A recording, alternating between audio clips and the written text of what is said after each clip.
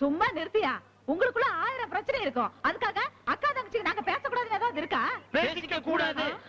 எங்களுக்கு எதிரி உங்க தங்கச்சி மட்டும் இல்ல, அந்த ஆண்டவன் கூட நீ பேசக்கூடாது. எப்போ அந்த பார்டரை டச் பண்ணீங்களோ இனிமே இந்த பக்கமே நீங்க வரக்கூடாது. போ போங்க நீ.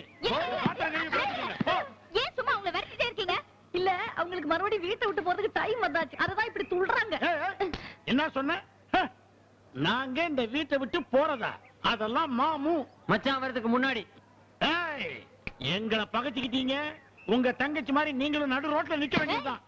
நடு ரோட்ல நிக்கிறது நாங்களா? நானும் எங்க வீட்டுக்காரரும் ஹோட்டல் வச்சு கௌரவமா பொழிச்சிட்டு இருக்கோம். உங்களை மாதிரி காக்கி சட்டை போட்டுட்டு எங்க அண்ணனுக்கு எடுபடி வேலை செய்யல. என்னது எடுபடியா? எங்களையா எடுபடின்னு சொன்னா இப்ப பாரு தவிடுபடியா பாரு.